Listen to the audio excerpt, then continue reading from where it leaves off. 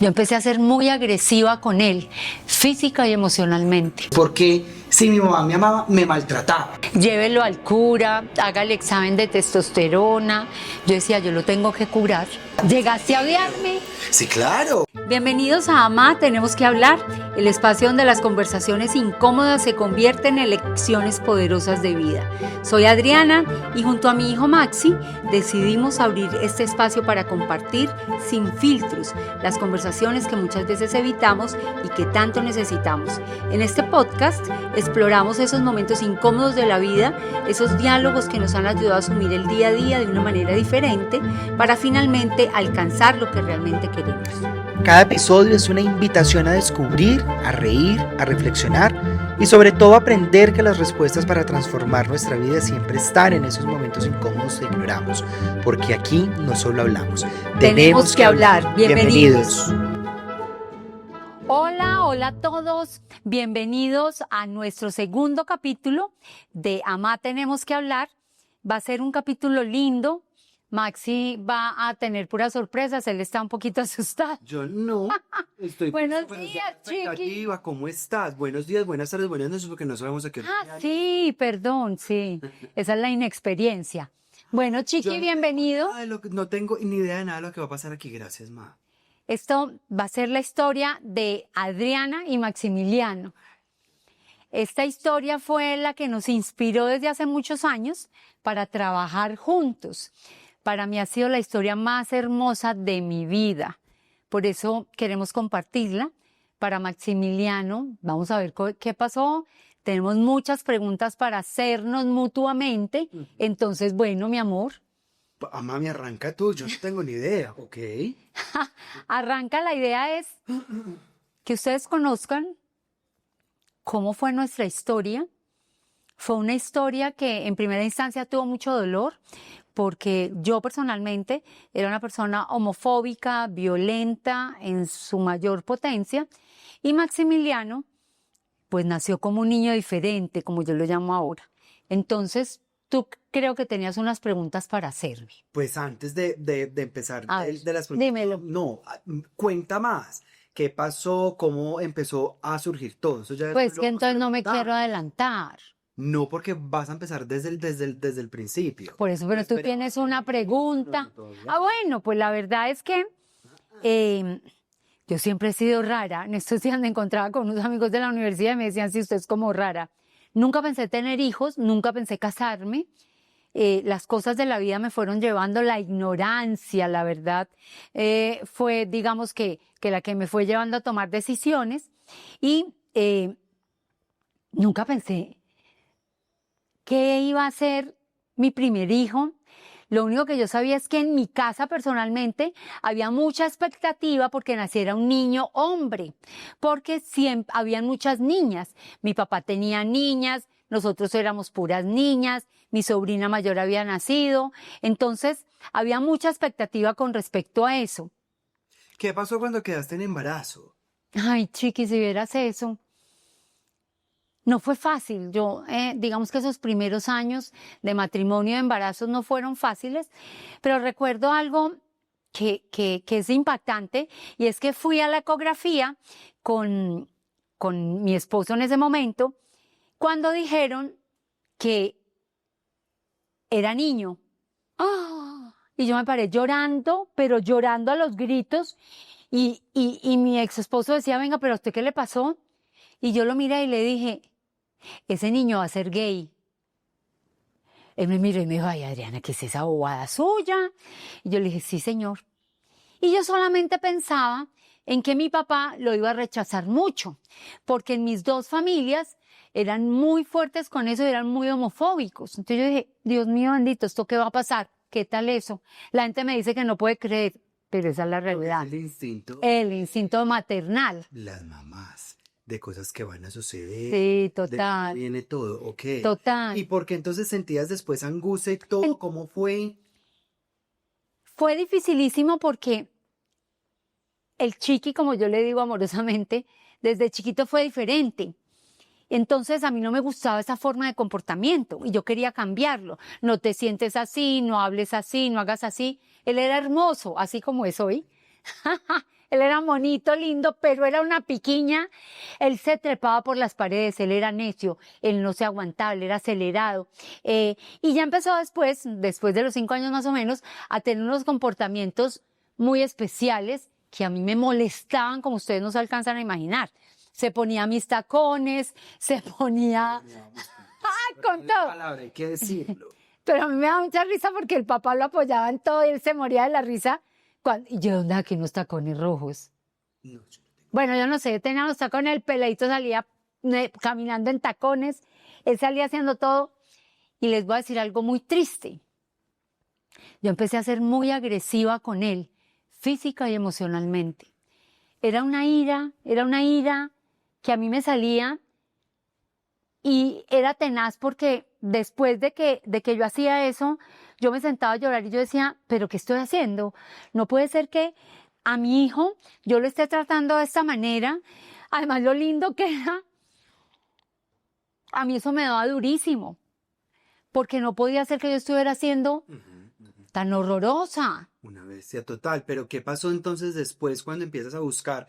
Entonces, ayuda? cuando él ya está mayor, que vuelvo y digo, los comportamientos son más fuertes, sentarse diferente, hablar diferente, llegan los ignorantes de turno al lado de uno, llévelo al cura, haga el examen de testosterona.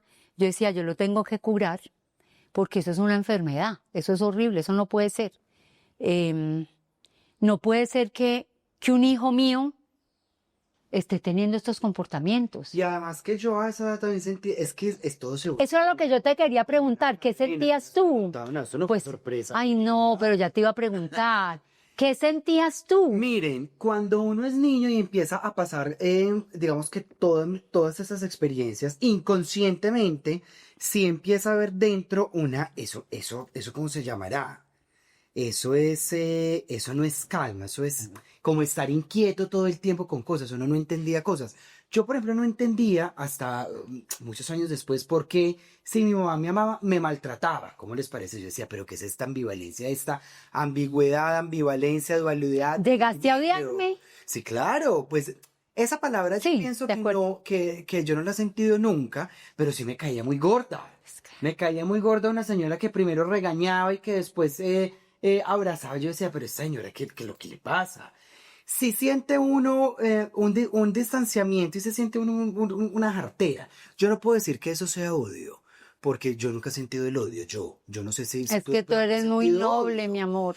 Yo vuelvo y les digo, sí he sentido que alguien sí me cae gordo. Y dije, jartera este personaje.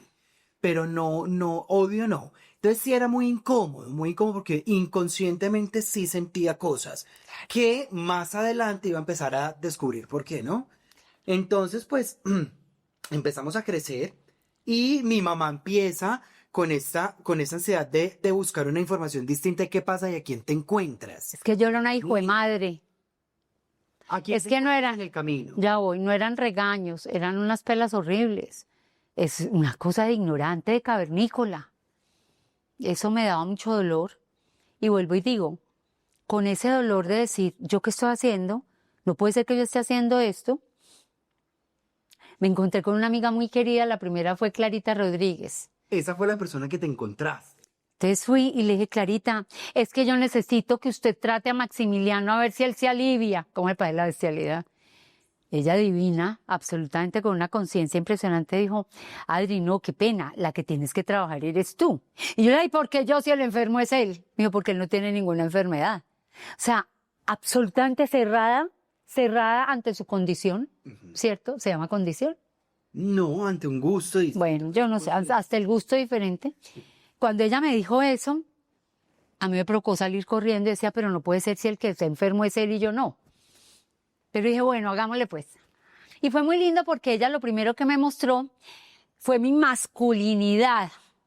Yo no usaba faldas, yo tenía una actitud absolutamente de capataz, de mandona, demasiado fuerte. Y ese fue y empezó a ser mi primer trabajo. Y adicionalmente la vida, ya en esa adolescencia que yo quiero que me cuentes un poquito de eso, conocí a la persona que ha guiado mi vida desde hace muchos años, que es Gabriel Castro en Bogotá, y hice mi primer taller de autoconocimiento. No podía ser que yo fuera tan hijo de madre en la vida, o sea, eso lo tenía yo clarísimo, porque es que eso me estaba haciendo daño a mí misma. Yo le estaba haciendo daño a la persona que más quería y me estaba haciendo daño a mí, y así era con los demás. Imagínense ustedes si yo era así con mi bebé y mi hijo divino, mono y azul, era como ojiverde en esa época. ¿Cómo sería con los demás? Era horrible. Y de alguna manera me empecé a distanciar y empezó esa época tuya adolescente. Yo quiero que nos hables de eso. Me parece... Mi mamá tiene una percepción de esa época muy rara porque mi mamá habla muchas veces de rebeldía y de cosas y yo nunca fui rebelde. Yo tuve un temperamento muy fuerte porque odiaba el tema de la rebeldía. Más bien, cuando uno se encuentra en el camino a personas rebeldes tienen unos comportamientos distintos que además yo no juzgo. Yo sí tenía un temperamento, era muy fuerte y yo sí hacía lo que me daba la gana, pero siempre con la gente respetando toda una cantidad de cosas. Entonces, yo un día me salgo del closet a los 15 o 16 años. ¿Qué es eso de salirse del closet? Es decir, públicamente a las personas que uno más quiere, que uno tiene una condición sexual distinta. Condición no, un gusto sexual distinto. ¿Y tú me dijiste eso a mí? Mi mamá. Como para mí que todo se me olvida. No se acuerda de muchas cosas, al igual que... Uno borra psicológicamente las cosas. Hay cosas importantes. Yo un día me senté a decirles eso y a contarles que además yo fumaba cigarrillo, porque fueron las dos cosas unidas. ¿Y yo qué dije? Mi mamá sí, digamos que se quedó un poco seria. Mi papá sí, yo contaba con la fortuna en ese instante que era una persona muy abierta. Me decía, aquí estoy para ti, no te preocupes, uno no le para bolas a nadie. Y ya, mi papá no decía tampoco mucha cosa. Mi papá también tuvo esa grandeza y esa decisión de sabiduría como él quería, entonces pues sabía también qué era lo que estaba pasando. Entonces, durante esa época de adolescencia no fue fácil porque mi mamá todo el tiempo era muy mandona, muy controladora. Acababa. Entonces, ¿por qué hace? ¿Por qué va? Entonces yo respiraba profundo. La verdad es que yo no tuve esa época, como le pasó a muchos, de rumba y de esas cosas. Yo no fui de esos. No fue eso, además por un tema de seguridad en esa época y una cantidad de cosas. ¿Y te acuerdas cuando te llevé a donde un cura? Sí, claro. Ay, qué pesado, qué bruto. Entonces, eso no fue fácil. Esa época no fue fácil. Yo estaba en un autodescubrimiento constante. ¿Quién era yo? ¿Quién me gustaba? ¿Quién no me gustaba? Me acuerdo que íbamos a sitios gay distintos, como a ver. Sí, sí. Pero me encuentro con la sorpresa de que nunca logré adaptarme, no por absolutamente nada, porque además a la comunidad LGBT la admiro profundamente. Tengo grandes amigos, admiro toda una cantidad de cosas y yo no opino sobre absolutamente nada porque cada quien hace lo que quiere con su vida. Pero yo no logré adaptarme porque yo tenía gustos distintos. Yo no, de pronto una persona mucho más tranquila, en búsqueda de otras cosas. Para mí es como un alma vieja. Era una cosa muy rara, además que yo me crié con mi abuelita y entonces mi abuelita pertenecía a una cantidad de cosas, entonces estábamos... Rezandero se volvió. Y sí me culpé durante muchos años de esto, muchos años además, entonces me volví fanático religioso y entonces yo rezaba el rosario en esa época como no era, desde la ignorancia. Ahorita yo tengo muchas cosas de la religión católica que amo, que me traen paz y que me traen entendimiento a la mente, y bueno, eso es otra cosa de la cual hablaremos en otro capítulo, pero no fue fácil y lo único que yo sabía era que yo tenía que seguir adelante con el tema, porque es que aquí no había absolutamente nada más.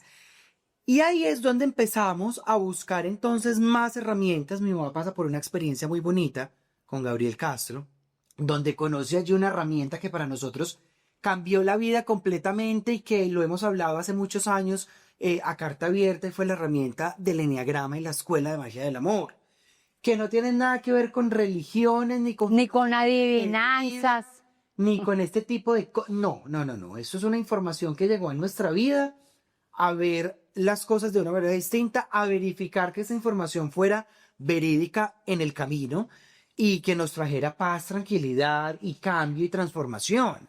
Entonces, yo creo que eso nos salvó también. Dios siempre estuvo ahí porque nosotros sí estamos seguros que Dios sí actúa. Para nosotros no es una creencia más Dios, Para Es la nosotros certeza. Dios es una certeza completa de todo. Ay, yo creo en Dios. No, nosotros no creemos en nada de eso.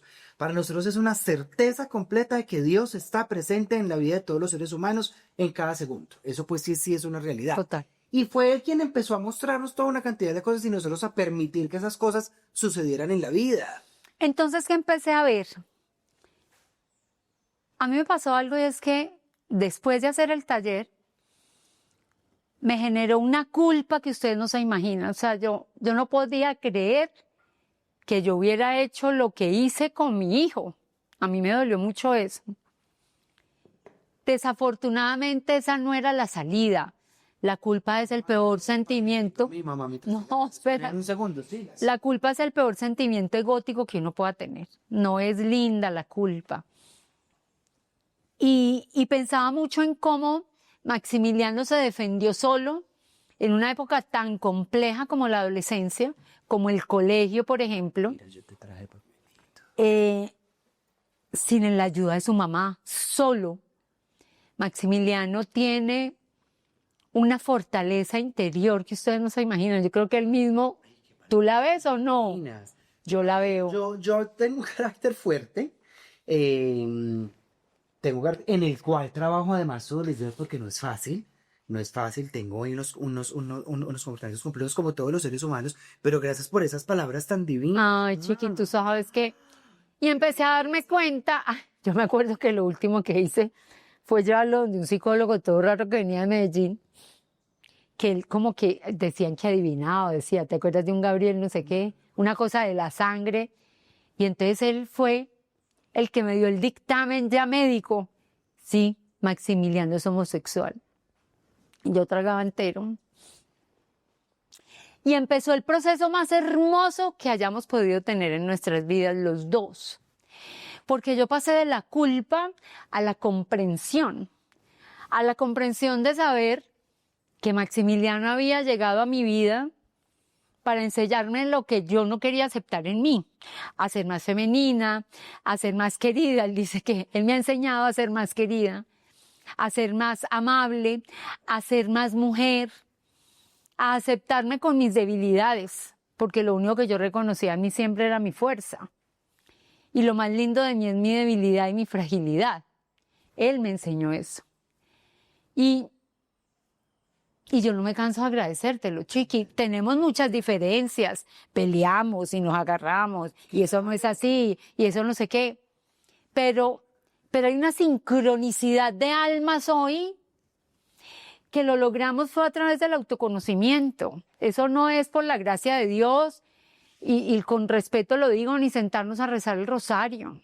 Esas son herramientas lindas de la Iglesia Católica, pero cuando tú quieres cambios en tu vida, tienes que generarlos. ¿Cómo Y se tienes- generan? Hay una cantidad de herramientas que sirven para el Entonces, Maxi hablaba de la magia del amor. de Escuela de Magia del Amor del maestro Gerardo Schmeldi, que para nosotros cambió nuestra vida completamente. Cómo actuar de una manera distinta y cómo abordar la vida de una manera distinta para tener resultados distintos. Vuelvo y les digo, Escuela de Magia del Amor, esto tiene muchos años, esto tiene, yo no sé, 50, 40 años, y conocimos a Gerardito y mi maestra fue Victoria Carvajal, a mí me tocó Victoria, y ha sido un camino de toda la vida que ha generado una cantidad de cosas también. Cosas que vimos hace muchos años que apenas estamos comprendiendo hoy. Y fue ahí cuando iniciamos todo el camino de decir, venga, unámonos para contar esta historia después de haber sanado una gran cantidad de cosas, porque no solo a mi mamá le pasó, sino que a mí también me provocaba matarla. Pues claro, como no me iba a Yo no matar. tenía feeling, no teníamos confianza, y era, vuelvo y les digo, una ambigüedad muy rara.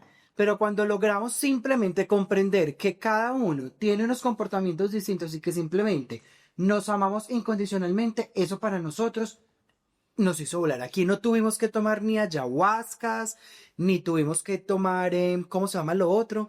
Yagés, ni tuvimos que tomar chocolatico, unas cosas pues que ahorita hay, para poder comprender todo este mundo de cosas. El Chiqui comprendió que su mamá era ignorante y que dio lo mejor que podía en ese momento con lo que tenía y sabía. ¡Ignorancia!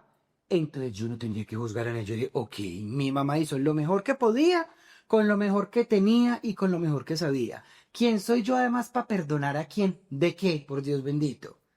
Siempre hemos dicho que cuando yo perdono algo, siempre es un comportamiento muy arribista. Yo no tengo por qué perdonar a nadie. Egótico. Absolutamente gótico. Yo simplemente me reconcilio con alguien. Yo no soy Dios para perdonar a nadie. Ah, es que yo te perdono. Yo no tengo que perdonar a nadie de nada. Porque es que todos los seres humanos hemos actuado desde lo que tenemos dentro de nuestra mente, desde nuestra historia de vida. Es como, bueno, yo aquí a perdonar a alguien. De acuerdo. Eso fue lo que nos liberó a cada uno. El poder comprender que cada uno hacía lo mejor que podía, con lo mejor que tenía y con lo mejor que sabía. Esa frase creo que nos salvó la vida. Total. Y yo yendo más allá de la culpa, pues clave, Gabriel me insistía en que no me podía quedar ahí, avancé en el reconocimiento de que este ser humano vino como un ángel para mí siempre. Y no, mi mamá me está echando mucha flor, qué belleza. Digo, Jesús me lo mandó como el ángel que iluminó mi vida. Es que yo soy otra. Después de 25 años de trabajo y de autoconocimiento y de darme cuenta, él me mostró lo que yo no quería ver.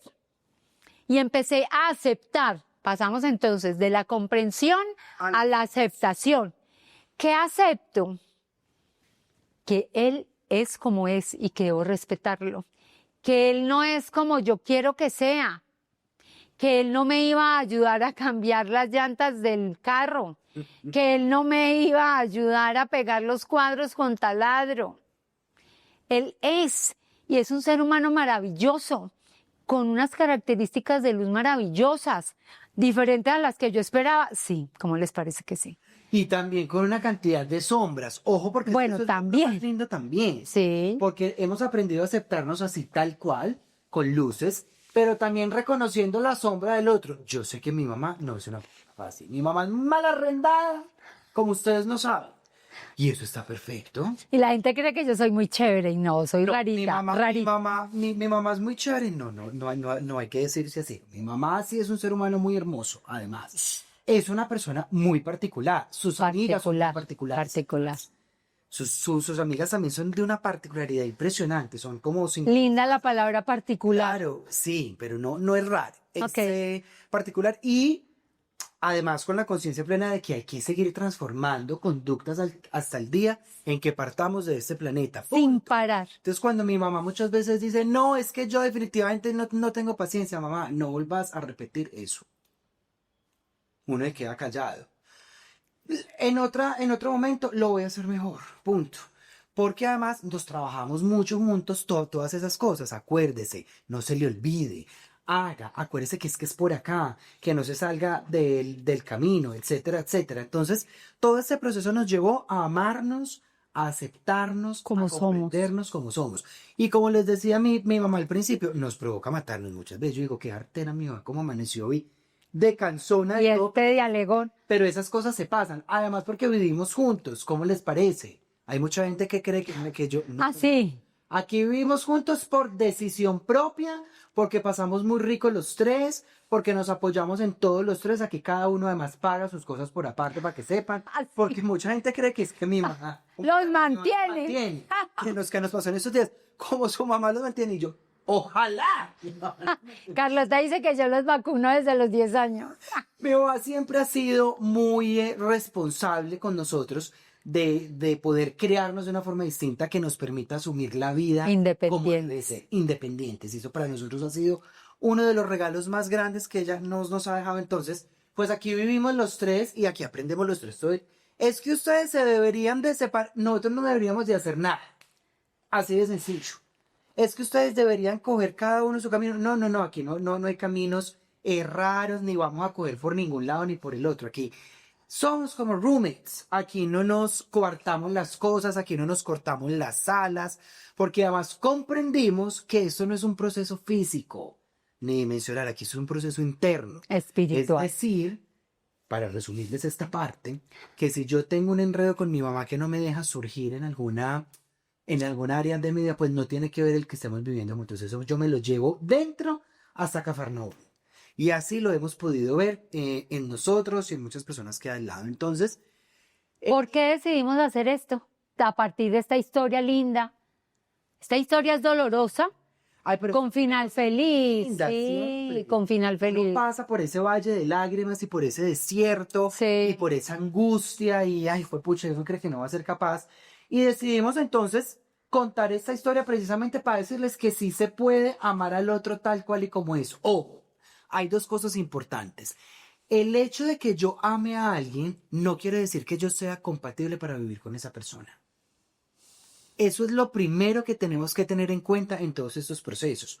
Nosotros corrimos con la fortuna maravillosa de ser compatibles para vivir juntos. Yo mañana me puedo ir, aquí no hay problema, mi mamá se conseguirá otra cosa, mi mamá se irá, se quedará, eso no pasa nada. Pero nosotros aquí sí somos compatibles para vivir. Y eso no pasa en todo. ¿Qué es en todas las historias? ¿Qué es lo importante aquí?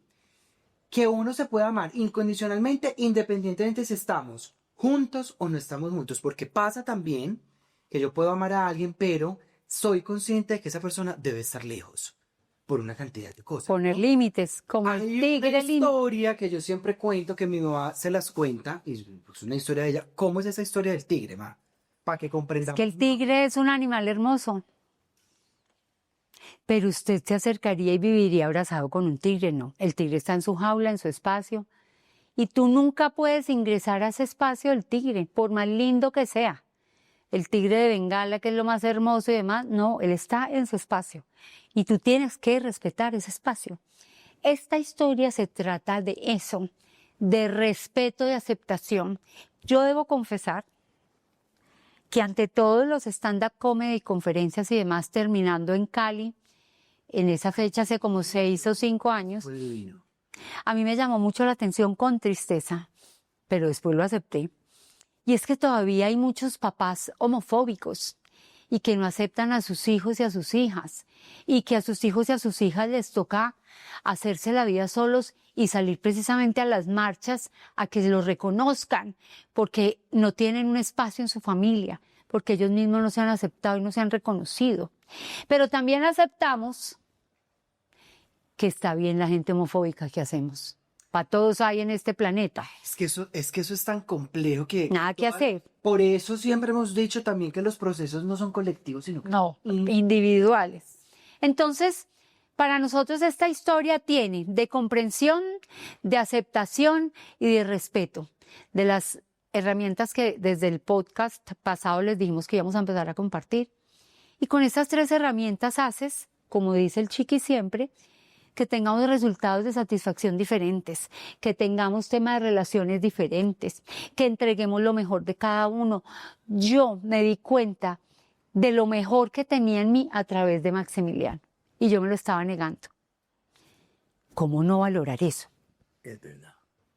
Y como siempre, Chiqui, te doy las gracias. Ay, no, Reconozco en ti, gracias. ay, te amo, mi amor, reconozco en ti esa fortaleza interior que te permitió aguantar todo este tema de esta mamá ignorante en su momento y que avanzaste solo, dando la batalla solo y que sí me dan ganas de llorar. Pero llore tranquila que ahí hay más pañuelito, mi reina, ahí hay. Ustedes saben a lo que se dedica hoy Maximiliano y a mí me ha llamado mucho la atención cómo la gente te respeta frente a lo que tú haces como función con toda la pasión y el respeto que lo haces. La gente te respeta, la gente valora lo que haces y eso te lo has ganado tú, Chiqui. Entonces, Tan divina. gracias. Son unas palabras muy lindas, muy fuertes, no crean, hay personas que, pues pucha, que no, que Te dan duro, sí. no, y está perfecto porque es que todos somos tan distintos y todos somos tan heterogéneos también, que está bien eso no pasa nada. Aquí lo importante es siempre dar lo mejor que tenemos dentro, porque es que no hay de otra, es que yo no puedo dar otra cosa distinta. Pues si es más fácil dar todo lo mejor, pues lo vamos a seguir haciendo. Y así tenemos los mejores resultados, que es, digamos, el mensaje general del Chiqui siempre. Te amo. Los mejores resultados, mamá, muchas gracias. Gracias a ti siempre Sí, por mi amor. tu incondicionalidad. Agradecerle siempre a Eduardito y a Sofi que están detrás, a la agencia Mares, que siempre está ahí también además. haciendo este proyecto posible. A Edu, muchas gracias. A Sofi también, a todo el equipo de trabajo. No se pierdan el tercero. Y no se pierdan el tercero. Muchas gracias a todos. Por favor, compartan esto, compartan esta información con personas Escríbanos, que de pregúntenos. pronto les pueda servir y que puedan escuchar. Acuérdense de suscribirse ahí al canal de YouTube, a Spotify. En YouTube le dan clic ahí a la campanita. Como dice mi mamá, comenten en los espacios. Y próximamente en Es TikTok. muy importante, y próximamente en TikTok. Hay personas que tampoco les gusta esto, no importa. Muchas gracias por estar ahí también, porque ustedes nos recuerdan en que debemos trabajar nosotros, porque me pasa mucho con personas que dan duro y me recuerdan eso. Todo lo que debo seguir trabajando en mí, todo lo que me debe seguir trabajando está bien, y gracias por estar aquí, así que Gracias. pasen rico. Chao.